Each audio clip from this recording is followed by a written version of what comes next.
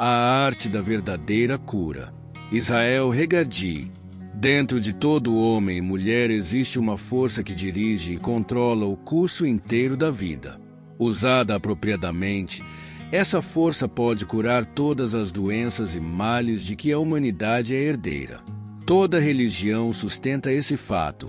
Todas as formas de curas mental ou espiritual, não importa o nome por elas adotado, prometem a mesma coisa. Até mesmo a psicanálise emprega esse poder, embora indiretamente, usando o nome popular de libido.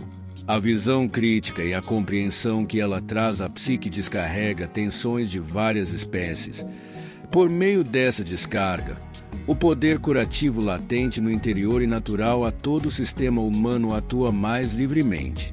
Cada um daqueles sistemas propõe-se a ensinar a seus adeptos métodos técnicos de pensamento, contemplação ou oração, os quais, de acordo com os termos a priorísticos de sua própria filosofia, renovarão os corpos e transformarão todo o ambiente da pessoa.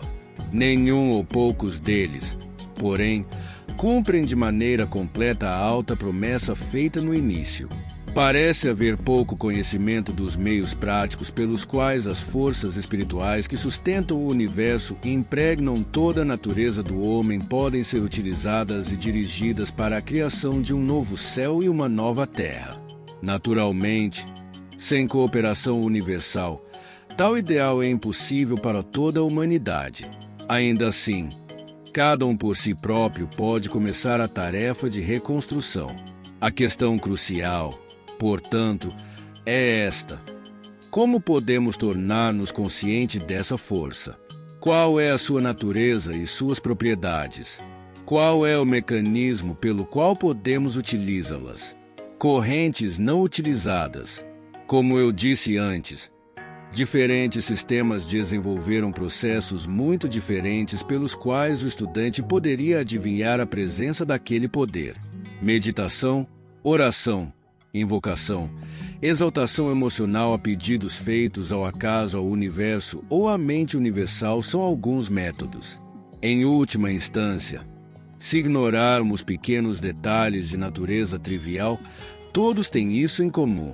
Mas voltando o poder penetrante da mente para dentro de nós mesmos e exaltando o sistema emocional até certo ponto, podemos tomar consciência de correntes de força anteriormente não suspeitadas.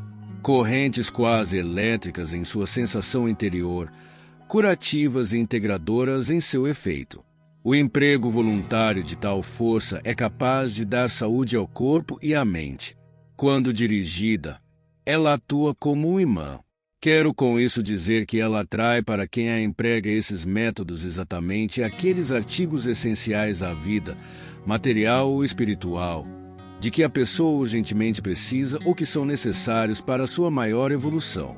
Fundamentalmente, a ideia básica dos sistemas de cura mental é a seguinte: na atmosfera ambiente, que envolve e impregna a estrutura de cada minúscula célula do corpo, existe uma força espiritual.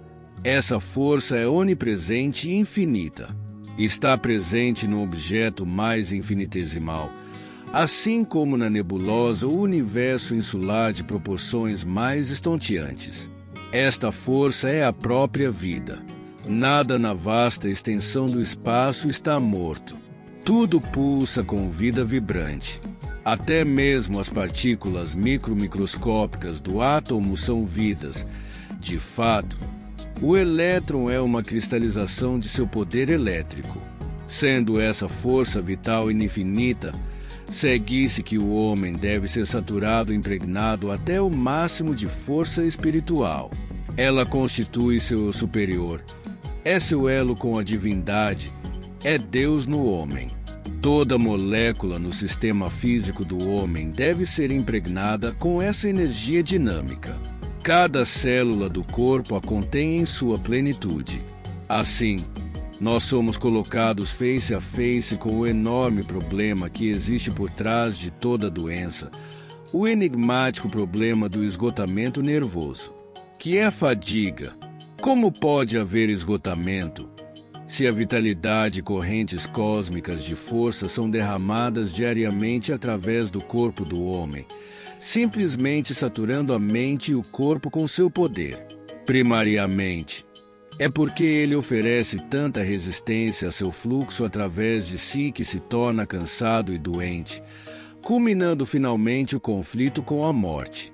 Como pode o débil homem ser capaz de desafiar o universo? Não mais oferecer resistência e oposição à própria força que sustenta o universo e continuamente evoluir nele. A complacência e confusão da perspectiva mental do homem, a covardia moral com que ele foi educado e sua falsa percepção da natureza da vida, essas são as causas da resistência ao fluxo interior do espírito. O fato de ser isso inconsciente não é obstáculo lógico à força desse argumento, como demonstraram todas as psicologias profundas. Que homem tem realmente consciência de todos os processos voluntários que se passam em seu interior? Quem tem consciência dos complicados mecanismos e processos mentais, daquele pelo qual seu alimento é assimilado e digerido, da circulação de seu sangue, da distribuição arterial de nutrição a todos os órgãos do corpo? Todos esses são processos puramente involuntários. Em grande medida, o mesmo acontece com sua resistência à vida. O homem cercou-se com uma concha cristalizada de preconceitos e fantasias mal concebidas, com uma armadura que não permite a entrada de luz de vida que existe fora. Por que admirar que ele sofra?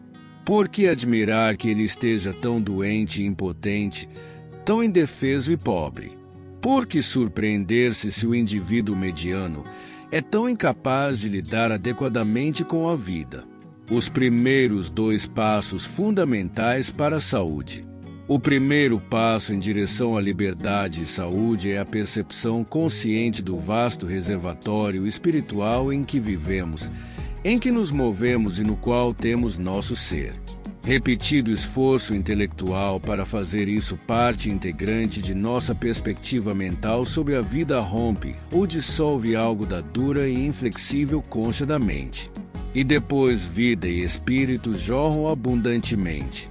A saúde surge espontaneamente e nova vida começa, quando o ponto de vista passa por essa radical mudança. Ademais, parece que o ambiente atrai exatamente aquelas pessoas que podem ajudar de várias maneiras e precisamente aqueles prazeres da vida que eram tão desejados. O segundo passo fica em direção ligeiramente diferente. Respiração regulada. Um processo muito simples. Resulta necessariamente do seguinte postulado: se vida nos cerca de todos os lados, se penetra em tudo e impregna tudo, que pode haver mais razoável do que o próprio ar que respiramos de momento a momento ser altamente carregado de vitalidade? Nossos processos de respiração nós regulamos, portanto, nessa conformidade. Vemos que a vida é o princípio ativo na atmosfera. Durante a prática dessa respiração rítmica em períodos fixos do dia, não devemos forçar demais a mente nem sobrecarregar a vontade. Deixamos que o ar flua para dentro enquanto contamos mentalmente muito devagar: 1, 2, 3, 4. Depois exalamos contando no mesmo ritmo. É fundamental e importante manter o ritmo inicial, seja contar até 4, 10 ou até qualquer outro número conveniente. Isso porque o próprio ritmo é responsável pela fácil absorção da vitalidade de fora e a aceleração do poder divino interior. Ritmo imutável é manifesto em toda parte do universo. É um processo vivo cujas partes movem-se e são governadas de acordo com leis cíclicas. Olhem o Sol, as estrelas e os planetas. Todos se movem com graça comparável, com um ritmo em seus tempos inexoráveis. É só a humanidade que vagueia, em sua ignorância e autocomplacência, para fora dos ciclos divinos das coisas. Nós interferimos nos processos rítmicos inerentes à natureza, e como pagamos caro por isso. Portanto, ao tentar harmonizar-se mais uma vez com o poder espiritual inteligente que funciona em todo o mecanismo da natureza, nós não copiamos cegamente, mas adotamos inteligentemente seus métodos. Faça, portanto, a respiração rítmica em certas horas fixas do dia, onde haja pouca probabilidade de perturbação. Cultive acima de tudo a arte do relaxamento. Aprenda a voltar-se para cada músculo tenso, dos pés à cabeça, enquanto fica deitado de costas na cama. Diga ao músculo para afrouxar deliberadamente sua tensão e cessar sua contração inconsciente. Pense no sangue fluindo copiosamente, por sua ordem, para cada órgão, levando vida e nutrição a toda parte, produzindo um estado radiante de saúde. Só depois de realizados esses processos preliminares é que você deve começar a respiração rítmica, lentamente e sem pressa. Gradualmente, à medida que a mente acostuma-se à ideia, os pulmões adotarão o ritmo espontaneamente. Em poucos minutos, ele se terá tornado automático. Todo o processo torna-se então extremamente simples e agradável. Não seria possível superestimar sua importância ou eficácia.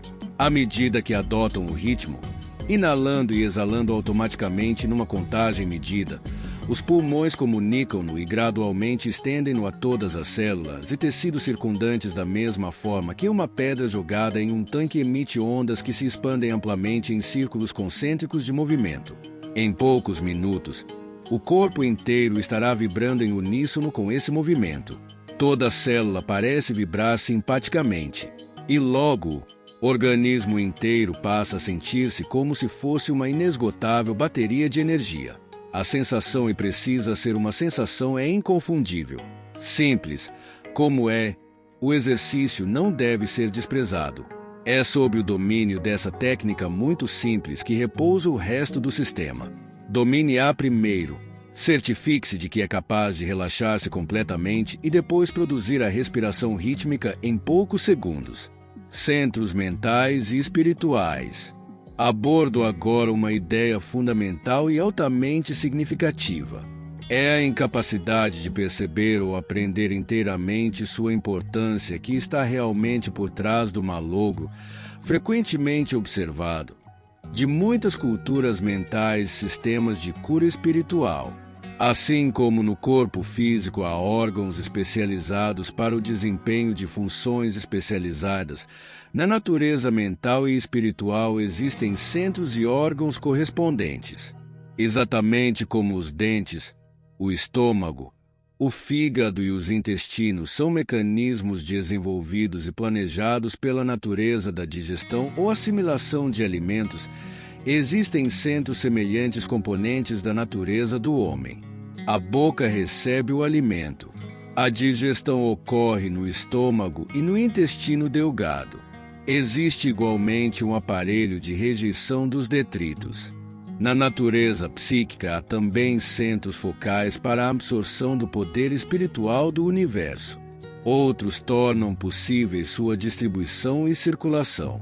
A energia dinâmica e poder que entram no homem vindos de fora não são uniformes ou iguais em ritmo vibratório.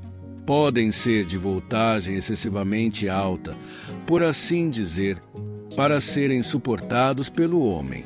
No interior existe, por isso, certo aparelho psíquico pelo qual indiscriminadas correntes cósmicas de energia podem ser assimiladas e dirigidas, sendo assim sua voltagem reduzida ou ajustada ao nível humano. O processo de tornar-se consciente desse aparelho psíquico e usar a energia por ele gerada é parte integrante desse sistema de cura. Meu argumento é que oração e métodos contemplativos empregam inconscientemente aqueles centros superiores. Consequentemente, seria mais sábio e muito mais eficiente empregar deliberadamente para nossos fins esse poder espiritual e os centros através dos quais ele flui. Chamemos estes últimos, por enquanto, órgãos psicoestruturais, dos quais há 5 principais. Como precisamos dar-lhes nomes, visto que a mente humana adora classificar e tabular coisas, vamos dar-lhes títulos menos comprometedores imagináveis para que nenhum sistema de preconceito possa ser erguido sobre eles. Por motivos de conveniência, ao primeiro podemos chamar espírito, ao segundo, ar, e aos seguintes fogo, água e terra. Para ilustrar o conceito, reproduzo aqui um diagrama muito simples.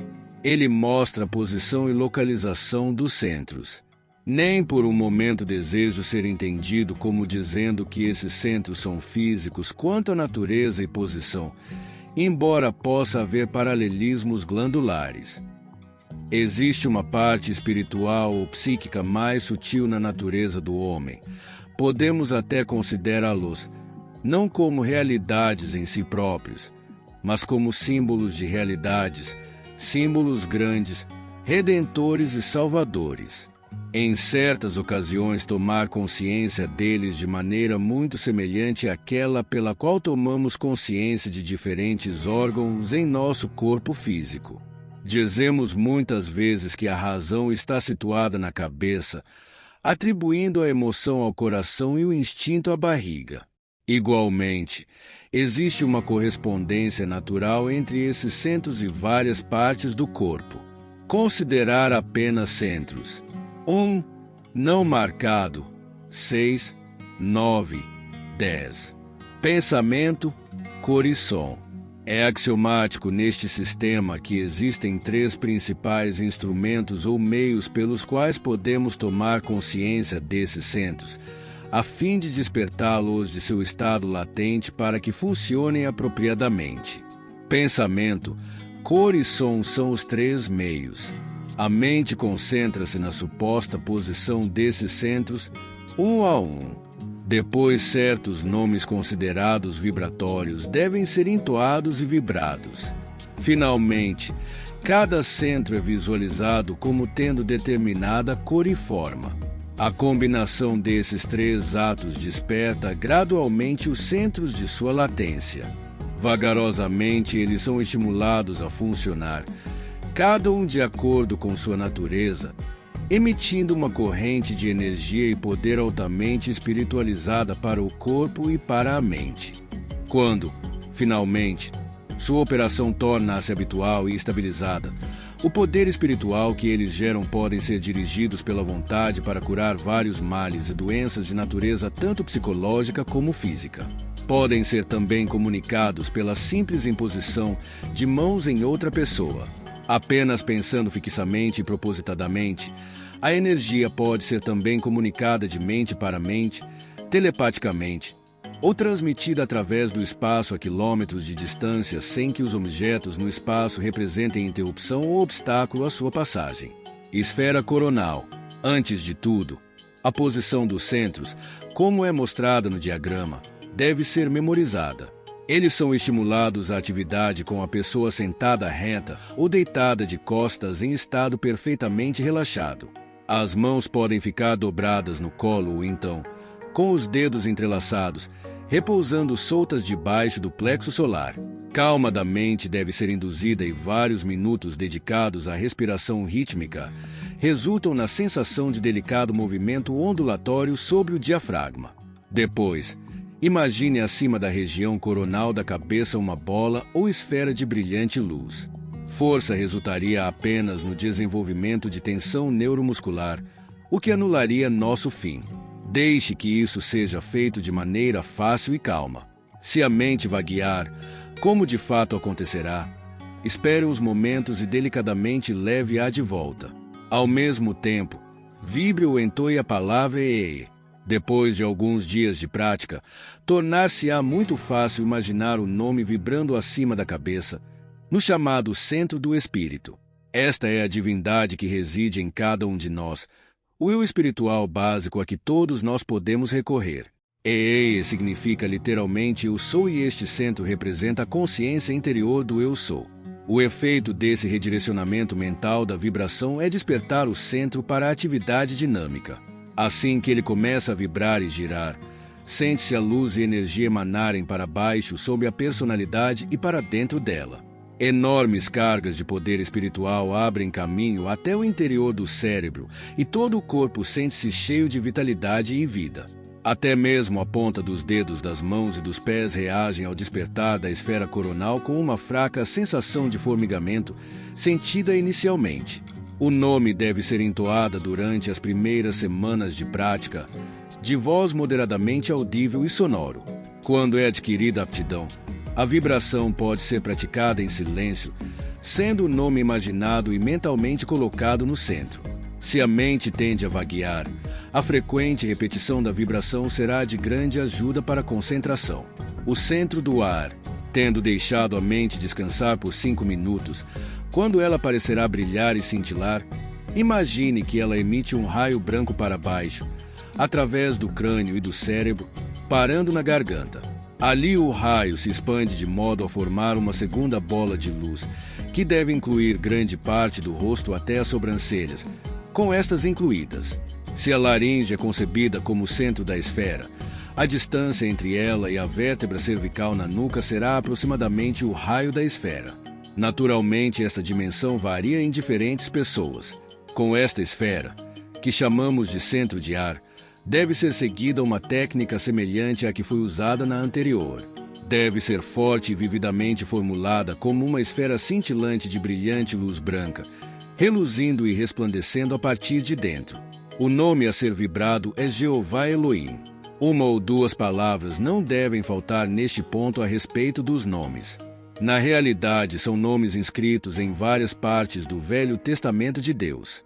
A variedade e variação desses nomes são atribuídas a funções divinas diferentes, quando atuando de certa maneira.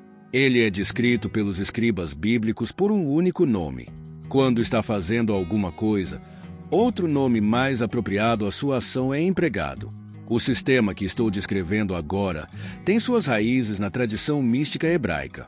Seus antigos inovadores eram homens de exaltadas aspirações religiosas e gênio.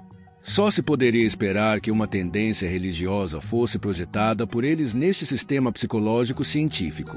Mas deves explicar que para nossos propósitos atuais nenhuma conotação religiosa é implicada pelo uso desses nomes divinos bíblicos. Qualquer um pode usá-los sem aderir de maneira alguma aos antigos pontos de vista religiosos, seja ele judeu, cristão, hindu, budista ou ateu. Trata-se de um sistema puramente empírico que é bem sucedido apesar do ceticismo ou fé do operador. Hoje podemos considerar esses nomes sagrados sob luz inteiramente diferente e prática. São notas túnicas de diferentes componentes da natureza do homem, portas para muitos níveis daquela parte da psique de que normalmente não temos consciência. São graus vibratórios ou sinais simbólicos dos centros psicofísicos que estamos descrevendo. Seu emprego como nota-chave vibratória desperta para a atividade os centros com que seu grau está em simpatia, transmitindo à nossa consciência algum reconhecimento dos vários níveis do lado espiritual inconsciente de nossa personalidade. Daí porque a efetiva significação religiosa não nos interessa, nem sua tradução literal.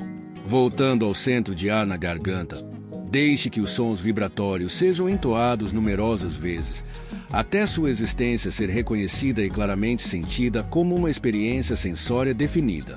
Não pode haver engano quanto à sensação de seu despertar. Na formulação deste dos centros seguintes deve ser gasto mais ou menos o mesmo tempo dedicado à contemplação da esfera coronal. Transcorrido esse período, deixe que ele lance de si para baixo, com a ajuda da imaginação, um raio de luz. Centro do fogo, descendo da região do plexo solar, logo abaixo do externo ou osso peitoral.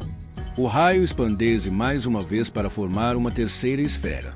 Esta é a posição do centro de fogo. A atribuição de fogo a este centro é particularmente apropriada, pois o coração é notoriamente associado à natureza emocional, ao amor e aos sentimentos mais elevados. Não falamos com frequência em paixão ardente, chama de amor e assim por diante. O diâmetro dessa esfera cardíaca ambiente deve ser de molde a estender-se da frente do corpo até as costas. Aqui vibra o nome Jeová Eloá Vedas. Faça com que a entoação vibre bem dentro da esfera branca formulada. Se isso for feito, imediatamente uma radiação de calor será sentida emanando do centro, estimulando delicadamente todas as partes e órgãos à sua volta. Alguns estudantes queixaram-se de que o nome divino acima é indevidamente longo e difícil de pronunciar. Depois de alguma experiência, eu substituí a palavra hebraica pelo nome gnóstico Yahô. Ambos são atribuídos, Cabalisticamente, a Sefira de Tiferet na árvore da vida é assim, são igualmente válidos. Achei-o tão eficiente quanto o nome hebraico e, em minha própria prática de meditação, substituí permanentemente um pelo outro. Yaó deve ser pronunciado Yaó, vagarosamente e com vigor.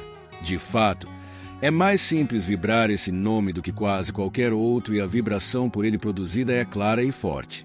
Como a mente funciona dentro e através do corpo, sendo coextensivas com ele, as faculdades mentais e emocionais igualmente são estimuladas pelo dinâmico fluxo de energia dos centros.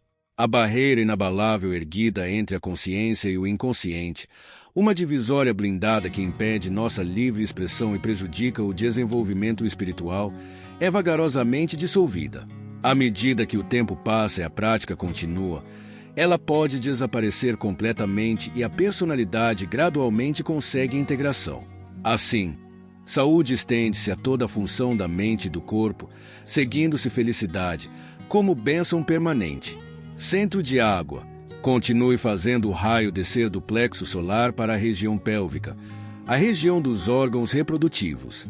Aqui também é visualizada uma esfera radiante aproximadamente das mesmas dimensões que a mencionada acima. Aqui também o nome deve ser entoado de modo a produzir uma rápida vibração nas células e moléculas do tecido daquela região. Shaddai ou Shai é o nome que deve ser proferido. Deve-se permitir que a mente se demore sobre a formulação imaginativa por alguns minutos, visualizando a esfera como um resplendor branco. Cada vez que a mente se desvie daquele resplendor, como certamente acontecerá no começo, faça-a voltar delicadamente por meio de repetidas e fortes vibrações do nome. Pode-se temer que esta prática desperte ou estimule sensação e emoções sexuais desnecessariamente. Naqueles em que existe conflito sexual, esta apreensão é justa e legítima. Na realidade, porém, o temor não tem fundamento. A contemplação do centro de água como uma esfera de luz branca, ligadas pelo raio aos centros superiores e mais espirituais, atua de maneira muito mais sedutora. E de fato a estimulação sexual pode ser removida, não por repressão ignorante e míope, mas pela circulação de tais energias através do sistema por meio dessa prática. Um completo e amplo processo de sublimação, de efeito quase alquímico, pode ser assim provocado. Isto não deve ser entendido como legitimando a evitação do problema sexual. Centro da Terra. O passo final é visualizar mais uma vez o raio descendo da esfera reprodutiva, movendo-se para baixo através das coxas e pernas até chegar aos pés. Ali se expande de um ponto aproximadamente abaixo do tornozelo e forma uma quinta esfera. Demos a esta o nome de Centro de Terra. Formulemos aqui exatamente como antes uma brilhante e cintilante esfera do mesmo tamanho que as outras. Vibre o nome Adonai Haaretz. Tendo usado vários minutos para despertar este centro por meio do pensamento fixo e firme, e por repetidas vibrações do nome, pare por algum tempo. Depois, tente visualizar claramente todo o raio de luz prateada, cravejada por assim dizer com 5 magníficos diamantes de incomparável esplendor, estendendo-se desde o alto da cabeça até as solas dos pés. Alguns minutos serão suficientes para dar realidade a esse conceito, criando uma vívida percepção das poderosas forças que, atuando sobre a personalidade, são finalmente assimiladas no sistema psicofísico depois de sua transformação e passagem pelos centros imaginativos. A combinação de respiração rítmica com a visualização voluntária da descida do poder através do raio de luz ou coluna do meio, como também é chamado, produz os melhores resultados. Correspondências de cor. À medida que sejam adquiridas aptidão e familiaridade na formulação dos centros, pode ser feito um acréscimo à técnica.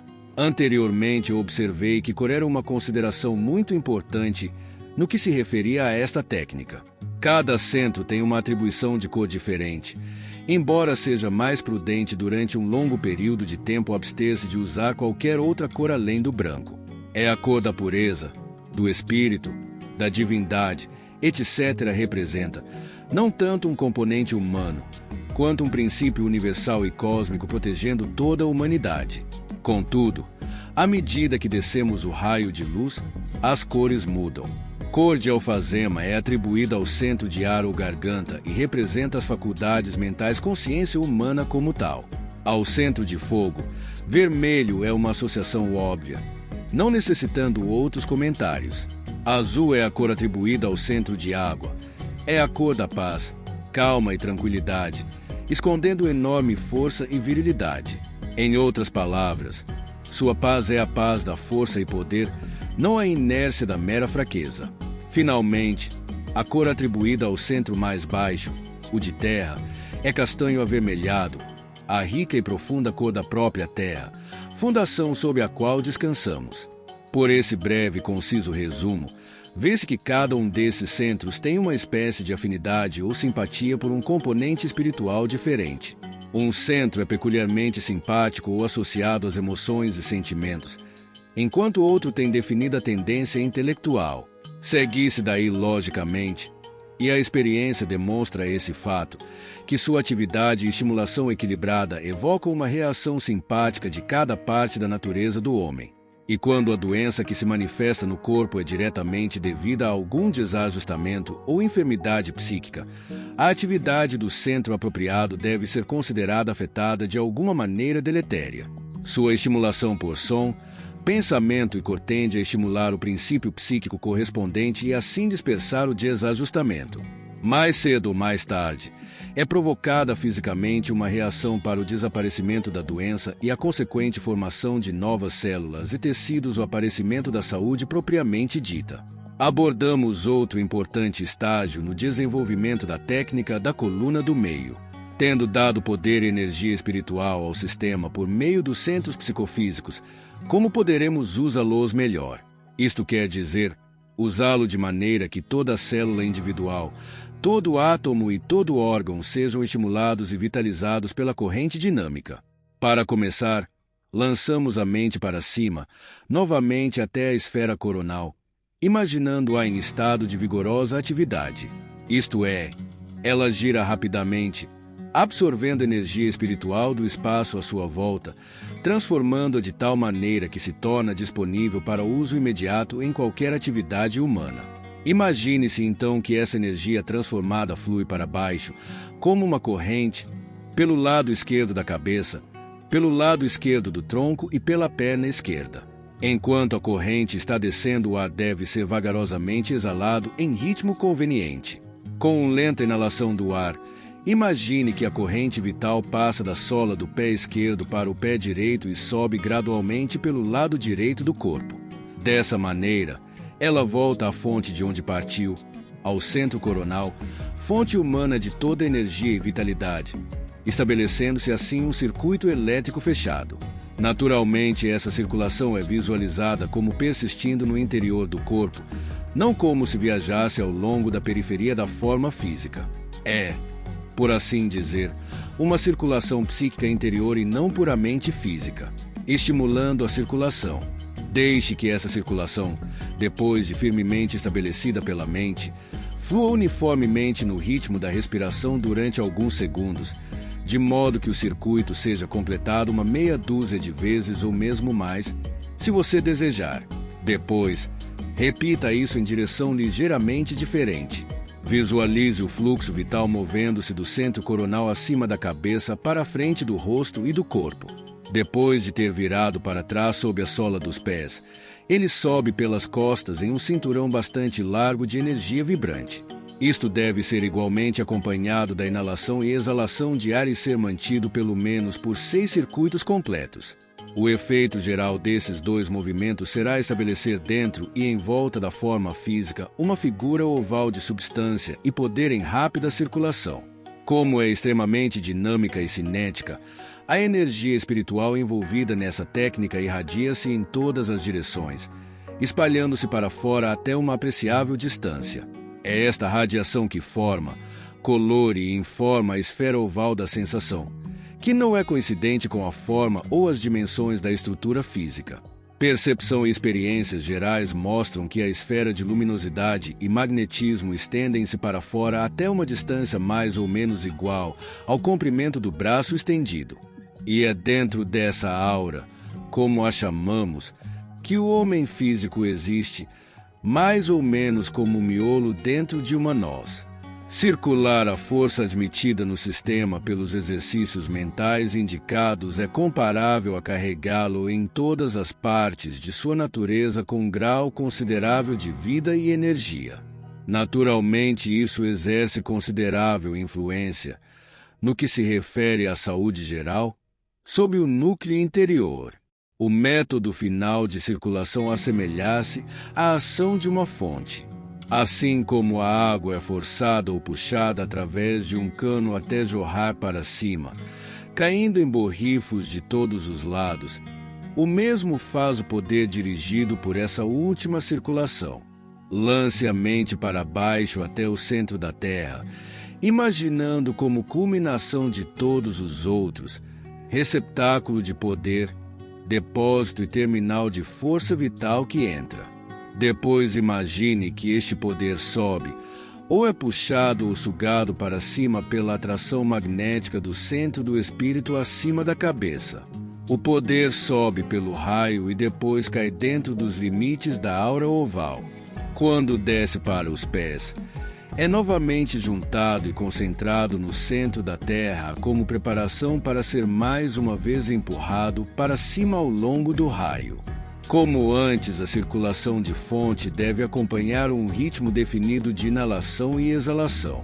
Por esse meio, a força curativa é distribuída a todas as partes do corpo. Nem um único átomo ou célula em qualquer órgão ou membro é omitido da influência de seu poder regenerativo curativo. Completada a circulação, pode-se permitir que a mente demore na ideia da esfera de luz espiritual e de qualidade curativa, que cerca todo o corpo. A visualização deve ser tornada mais vívida e poderosa possível. A sensação, que se segue à formulação parcial ou completa da aura, de maneira descrita, é tão acentuada e definida a ponto de ser quase inconfundível.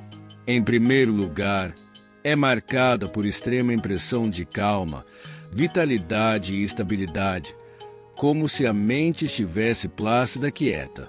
O corpo, completamente em repouso em estado de relaxamento, sente-se em todas as suas partes completamente carregado e impregnado pela vibrante corrente de vida.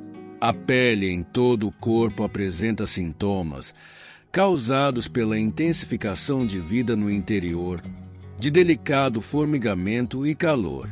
Os olhos tornam-se claros e brilhantes, a pele assume brilho fresco e saudável, e todas as faculdades mentais, emocionais e físicas são intensificadas em grau considerável, focalizando energia. Este é o momento em que, se houve alguma perturbação funcional em qualquer órgão ou membro, a atenção deve ser dirigida e focalizada naquela parte.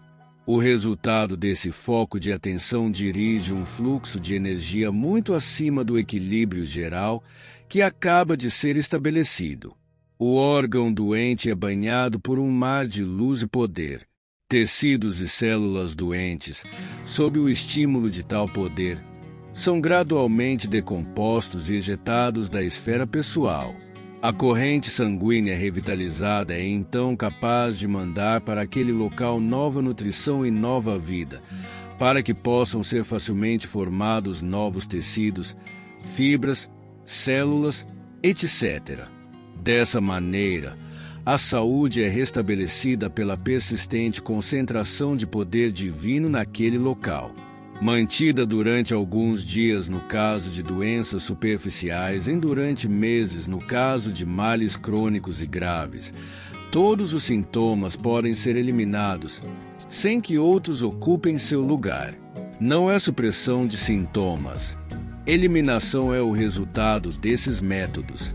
Até mesmo manifestações psicogênicas podem ser assim curadas. Isso porque as correntes de força vêm das camadas mais profundas do inconsciente, onde essas psiconeuroses têm sua origem e onde elas prendem a energia nervosa, impedindo a expressão espontânea e livre da psique. O crescimento da libido, como essa força vital é chamada em círculos psicológicos, Dissolve cristalizações e barreiras blindadas que dividem as várias camadas da função da psíquica. Quando doença orgânica é o problema a ser atacado, o processo seguido é ligeiramente diferente. A pessoa deve continuar sob os cuidados de um médico competente. Neste caso, é necessária uma corrente de força consideravelmente mais potente, capaz de dissolver a lesão e suficiente para pôr em ação as atividades sistêmicas e metabólicas a fim de formar novo tecido e estrutura celular. Para obter essas condições em um sentido ideal, pode ser necessária uma segunda pessoa, a fim de sua vitalidade juntada àquela do doente possa superar a condição. Uma técnica útil, que minha experiência demonstrou ser supremamente bem-sucedida e que qualquer estudante pode adotar, é em primeiro lugar relaxar completamente todos os tecidos no corpo inteiro antes de tentar a técnica da coluna do meio. O paciente é colocado em estado altamente relaxado, no qual toda a tensão neuromuscular tenha sido testada e levada à sua atenção. Consciência é então capaz de eliminar tensão e produzir um estado relaxado do músculo ou membro afetado. Encontrei uma preliminar útil na prática de manipulação e massagem espinhais, pois com isso é produzido um aumento na circulação do sangue e da linfa, o que, do ponto de vista fisiológico, é meia batalha vencida. Omitido o grau adequado de relaxamento, os pés do paciente são cruzados sobre os tornozelos e os dedos das mãos entrelaçados, repousando levemente sobre o plexo solar. O operador ou curador senta-se então do lado direito da pessoa, se o paciente for destro, e do lado esquerdo, se for canhoto, colocando delicadamente a mão direita sobre o plexo solar do paciente, por baixo de suas mãos entrelaçadas, e a mão esquerda sobre a cabeça do paciente, é estabelecida imediatamente uma forma de rapport. Em poucos minutos forma-se uma livre circulação de magnetismo e vitalidade, prontamente percebida tanto pelo paciente quanto pelo curador. A atitude do paciente deve ser de absoluta receptividade para essa força que entra automática, se ele tiver inabalável confiança e fé na integridade e capacidade do operador. Silêncio e tranquilidade devem ser mantidos por algum tempo, após o que o operador executa silenciosamente a prática da coluna do meio, mantendo ainda contato físico com o paciente. Seus centros espirituais despertados atuam sobre o paciente por simpatia.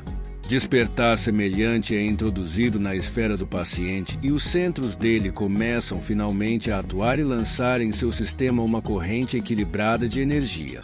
Mesmo quando o operador não vibra os nomes divinos audivelmente, o poder que flui através de seus dedos estabelece uma atividade que certamente produzirá algum grau de atividade curativa dentro do paciente.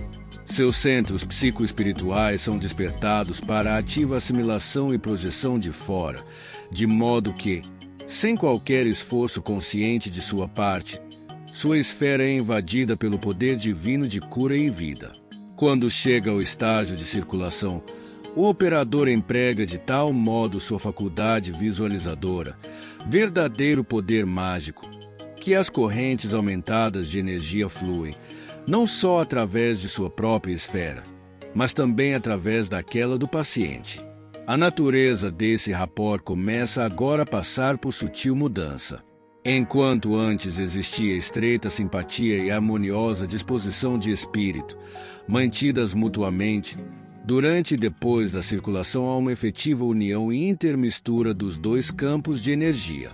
Eles se unem para formar uma única esfera contínua, à medida que prossegue o intercâmbio e transferência de energia vital. Assim, o operador é capaz de adivinhar exatamente o potencial que deve ter sua corrente projetada e precisamente para onde ela deve ser dirigida. Vários desses tratamentos, que incluem a cooperação e treinamento do paciente no emprego de métodos mentais, devem certamente contribuir muito para aliviar o estado original. Ocasionalmente, pois deve ser sobretudo evitado o fanatismo, Métodos médicos e manipulativos podem ser combinados utilmente com os métodos mentais aqui descritos, a fim de facilitar e apressar a cura.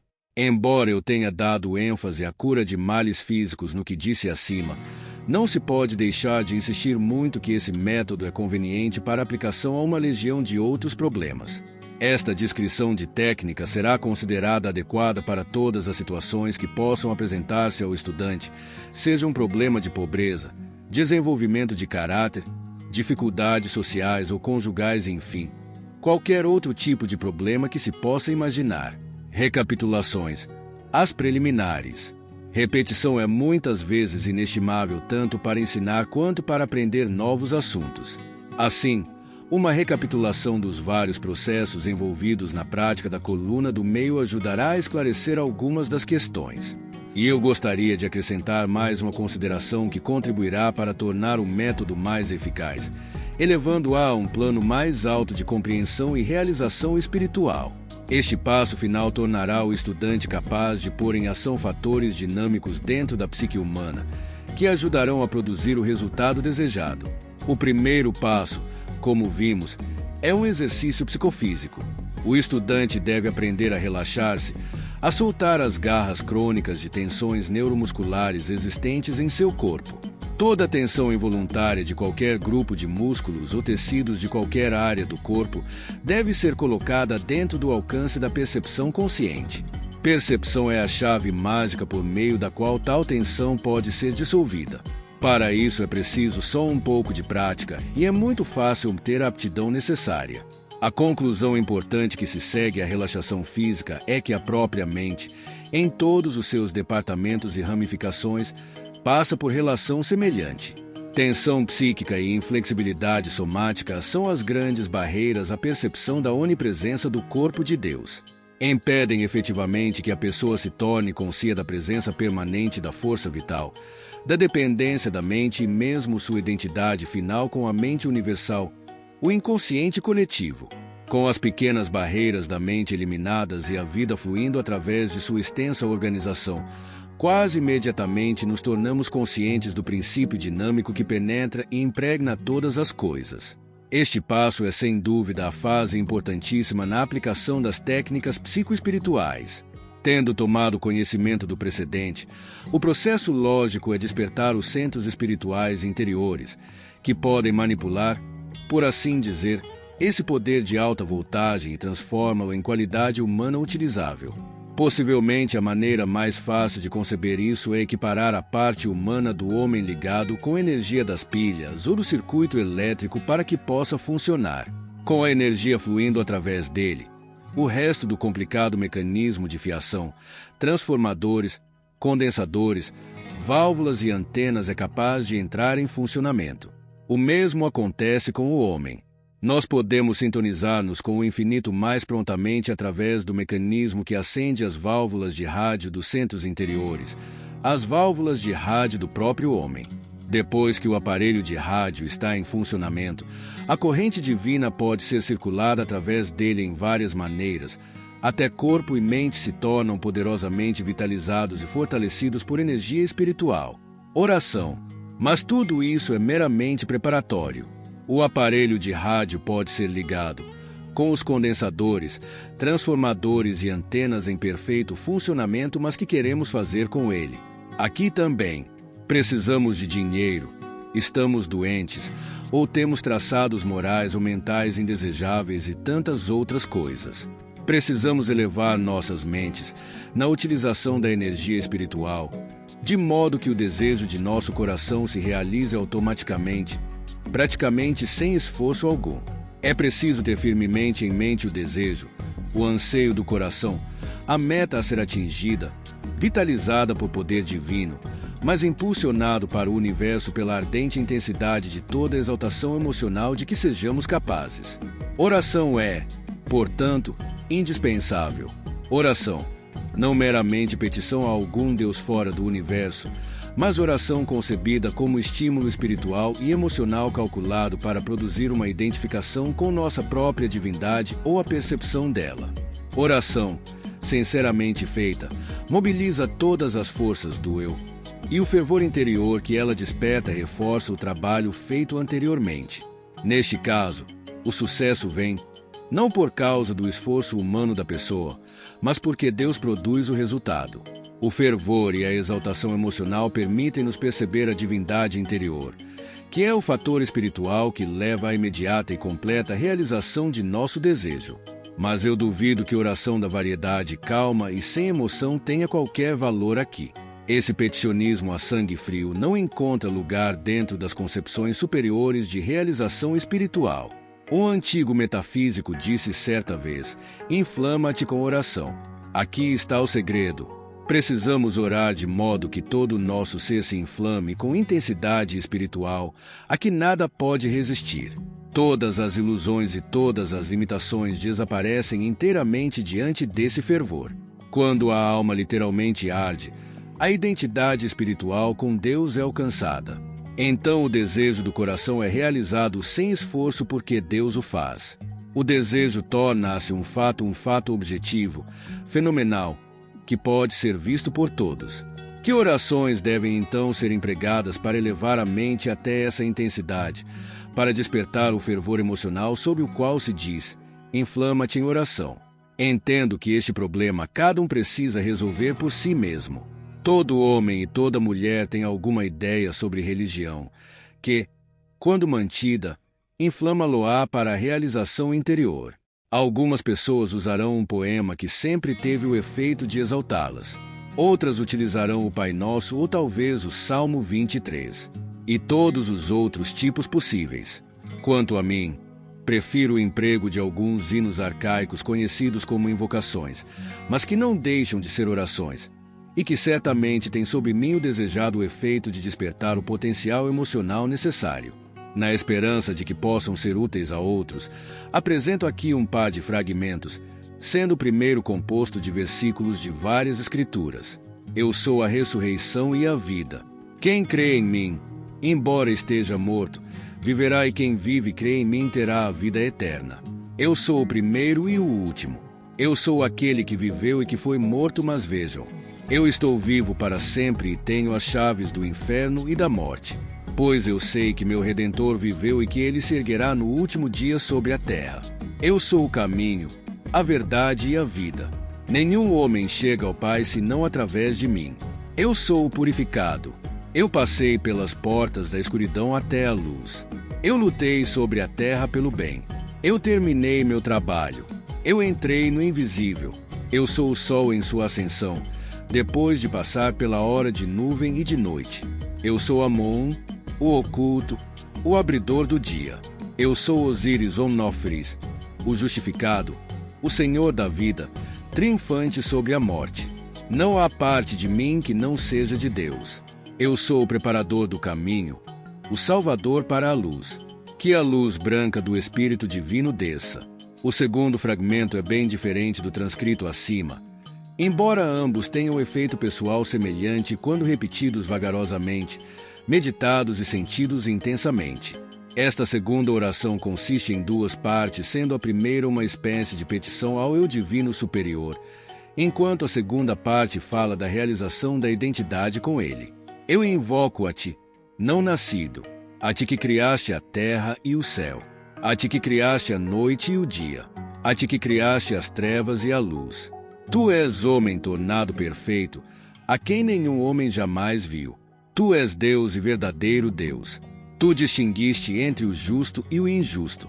Tu fizeste a fêmea e o macho. Tu produziste semente e o fruto. Tu formaste homens para amar uns aos outros e para odiar uns aos outros. Tu produziste o úmido e o seco, e aquilo que alimenta todas as coisas criadas. A segunda metade só deve surgir-se depois de uma longa pausa, na qual a pessoa tenta perceber exatamente o que é afirmado pela oração e que ela está elevando a mente para a apreciação da divindade secreta interior, que é o Criador de todas as coisas. Este é o Senhor dos deuses, é o Senhor do universo, é aquele que o vento teme, é aquele que, tendo feito a voz por sua ordem, é Senhor de todas as coisas, Rei, governante e auxiliador. Ouve-me e torna todos os espíritos sujeitos a mim, para que todo o espírito do firmamento e do éter, em cima da terra e embaixo da terra, sobre terra seca e dentro da água, do vento rodopiante e do impetuoso fogo, e todo feitiço e praga de Deus, o vasto, possam ser obedientes a mim. Eu sou ele, o Espírito não nascido, que tem vista nos pés, forte e imortal fogo. Eu sou ele, a verdade. Eu sou aquele que odeia que o mal seja praticado no mundo. Eu sou aquele que relampeja e troveja. E sou aquele que é a chuva da vida da terra. Eu sou aquele cuja boca flameja sempre. Eu sou ele, o gerador e manifestador da luz. Eu sou ele, a graça do mundo. O coração enlaçado pela serpente é o meu nome. Esses fragmentos de orações são apenas sugeridos e devem ser usados ou rejeitados, conforme cada estudante achar conveniente. Deram resultado para mim, podem ou não dar resultado para outros estudantes, conforme o caso. Aplicações não terapêuticas. A fora-terapia. Existem outras aplicações para a técnica da coluna do meio, como eu sugeri acima. O estudante empreendedor inventará suas próprias aplicações para ela. Podem ser por várias razões que certas coisas essenciais à vida, físicas ou espirituais, foram negadas a uma pessoa com consequente efeito limitador sobre o caráter e início de sentimento de frustração. Este último sempre tem deprimente e inibitório sobre a mente humana, produzindo indecisão, ineficiência e inferioridade. Não há verdadeira necessidade da existência de indevida frustração e inibição em nossas vidas. Certa quantidade é sem dúvida inevitável. Enquanto permanecermos humanos, é absoluto certo que seremos provavelmente contrariados em nossos esforços para expressar plenamente o eu interior, experimentando assim certo grau de frustração. Mas qualquer grau normal e persistente de sentimento de frustração pode ser enfrentado e eliminado com esses métodos mentais e espirituais. Antes de tudo, são essenciais compreensão da vida e aceitação incondicional de tudo na vida e de toda experiência que possa surgir em nosso caminho. Com vontade compreensiva vem o amor da vida e de viver, pois amor e compreensão são a mesma coisa. Isso incentivará também a determinação de não frustrar mais processos naturais, mas, por aceitação, cooperar com a natureza. O método de cultura espiritual e mental deu durante muito tempo esperança de que essas condições inibitórias possam ser atenuadas. Pobreza de bens materiais, assim como de ideias, é uma condição de vida que essas técnicas sempre admitiram ser suscetível de tratamento.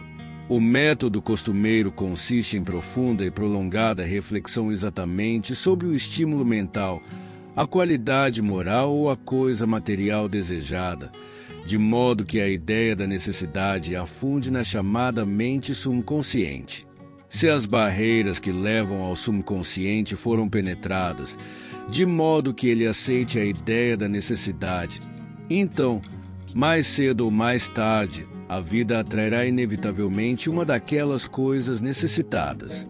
Mas, como acontece com todos os métodos terapêuticos, existem muitos casos nos quais, apesar de fiel obediência às técnicas prescritas, não é obtido sucesso. Sustento, portanto, que falham exatamente pela mesma razão porque falham seus esforços de cura. Em suma, é porque não há verdadeira compreensão dos mecanismos psicodinâmicos interiores, pelos quais podem ser produzidos tais efeitos. Não há apreciação dos métodos pelos quais a natureza dinâmica do inconsciente pode ser estimulada, para que a personalidade humana se transforme em um poderoso imã, atraindo em sua direção tudo quanto ela deseja realmente ou é necessário a seu bem-estar. Se este processo é moralmente defensável, é questão que não desejo discutir demoradamente, embora saiba que será levantada. Mas a resposta é breve. Todas as dificuldades que temos destinam-se a ser usadas, e usadas tanto na nossa vantagem quanto na de outros. Se permanecermos em estado de constante atrito mental, frustração emocional e pobreza excessiva, não vejo como podemos prestar serviço a nós próprios ou a nossos semelhantes. Eliminemos primeiro essas restrições, melhoremos as faculdades mentais e emocionais, de modo que a natureza espiritual seja capaz de penetrar através da personalidade e manifestar-se de maneiras práticas. E estaremos então em condição de prestar algum serviço àqueles com os quais entramos em contato. A estimulação preliminar dos centros psicoespirituais e depois a formulação clara e vívida dos pedidos ao universo são capazes de atrair qualquer coisa necessária, desde que, naturalmente, ela exista dentro dos limites da razão e da possibilidade, usando a estrutura astrológica. Antes de tudo, permitam-me prefaciar minhas próximas observações declarando que, do ponto de vista prático, os rudimentos do esquema astrológico são de indizível valor por oferecerem uma classificação concisa das grandes divisões de coisas. Não estou aqui interessado pela astrologia como tal, simplesmente acho que é conveniente usar seu esquema. Suas raízes estão nas 7 principais ideias ou planetas, aos quais a maioria das ideias e coisas podem ser atribuídas. A cada uma dessas ideias raízes é atribuída uma cor positiva e outra negativa, e um nome divino para o propósito de vibração. Proponho-me indicar os planetas com suas principais atribuições da seguinte maneira: Saturno, pessoas idosas e planos antigos, dívidas e seu pagamento, agricultura, imóveis, morte, testamentos, estabilidade, inércia. Cor positiva, índigo. Cor negativa, preto. Jeová Elohim, Júpiter. Abundância, fartura, crescimento, expansão, generosidade, espiritualidade, visões, sonhos, longas viagens, banqueiros, credores, devedores, jogo. Cor positiva, roxo. Cor negativa, azul. Eu, Marte, energia, pressa, ira, construção e destruição, de acordo com a aplicação, perigo, cirurgia, vitalidade e magnetismo, força de vontade, cores positiva e negativa, vermelho brilhante, Elohim Gibor, Sol, superiores, empregadores, executivos, autoridades, poder e sucesso, vida, dinheiro, crescimento de toda espécie, iluminação, imaginação, poder mental, saúde, cor positiva, laranja, negativa, amarelo e dourado, Jeová Eloá Vedas, Vênus, atividades sociais, afeições e emoções, mulheres, pessoas mais jovens, todos os prazeres e as artes, música, beleza, extravagância, luxo, sensualidade, cores positiva e negativa, verde esmeralda, Jeová Tzavos, Mercúrio, negócios comerciais, escrita, contratos, julgamentos e viagens curtas, compra, venda, troca, vizinhos, fornecimento e recebimento de informação, capacidades literárias e amigos intelectuais, livros, jornais, papéis, cor positiva, amarelo, negativa, laranja, Elohim Tzavos, lua, público geral, mulheres, reação dos sentidos, viagens curtas e remoções, mudanças e flutuações, a personalidade, cor positiva, azul, negativa marrom avermelhado, Shaddai Shai, São essas, resumidamente, as atribuições dos planetas, sob os quais podem ser classificadas quase todas as coisas e todos os assuntos da natureza. Esta classificação é extremamente útil porque simplifica enormemente nossa tarefa de desenvolvimento físico e espiritual. Talvez seja melhor se, antes de concluir, eu apresentar alguns exemplos simples e elementares para ilustrar a função e método de emprego dessas correspondências.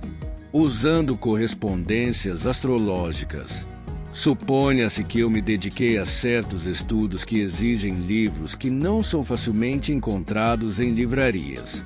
Apesar de meus pedidos, apesar de ampla publicidade e de minha disposição de pagar preços razoáveis por eles, meus esforços são inúteis. O resultado é que meus estudos ficam temporariamente parados. Esta demora atinge um ponto em que se torna excessiva e irritante. Decido então usar meus próprios métodos técnicos para pôr fim a ela.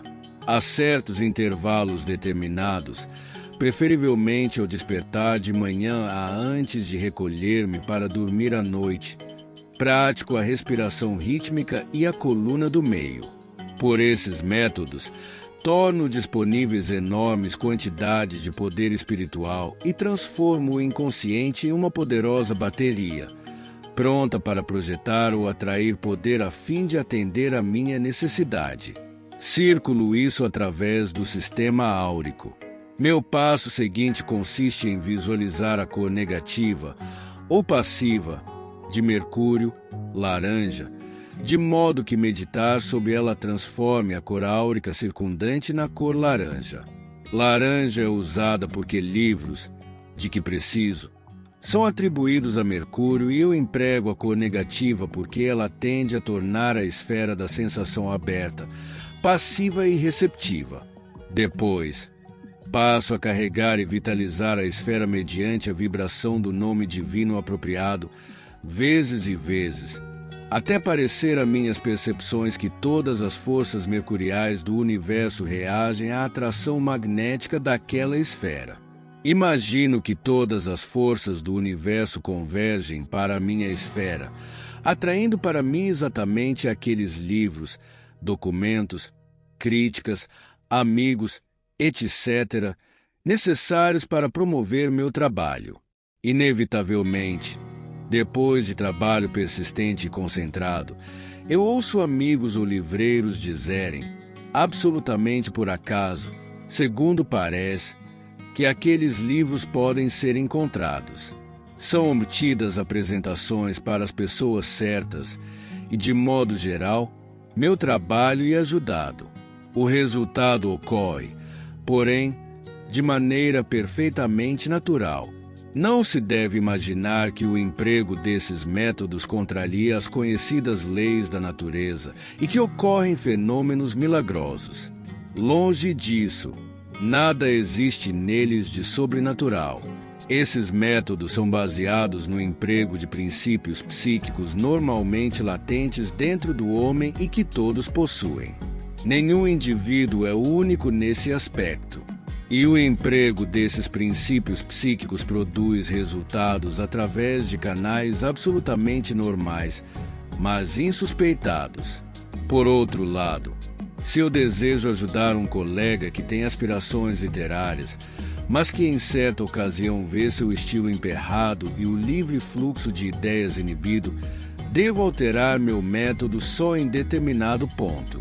Em lugar de laranja como antes, devo visualizar a aura como amarela ou dourada, embora o nome vibratório continue o mesmo.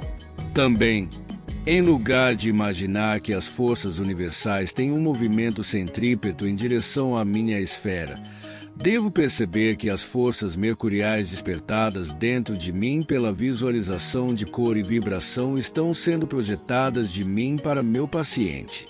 Se ele também ficar quieto e meditativo na mesma hora, minha ajuda tornar-se-á mais poderosa, pois ele ajudará conscientemente meus esforços com meditação semelhante. Mas não é preciso insistir nisso, pois, como mostram experiências telepáticas, A maior parte das impressões do receptor são recebidas inconscientemente. Por isso, no caso do meu paciente, sua própria psique inconscientemente captará automaticamente e necessariamente a inspiração e poder que eu transmiti telepaticamente a ele em sua ausência. O sistema combina a sugestão telepática com comunicação voluntária de poder vital. Oponho-me vigorosamente àqueles apologistas da partição, que sustentam em teoria uma das faculdades em detrimento da outra. Alguns negam a sugestão ou telepatia e argumentam com excessivo entusiasmo em favor do magnetismo vital. Outros recusam categoricamente admitir a existência de magnetismo, forçando suas provas exclusivamente em favor de telepatia e sugestão.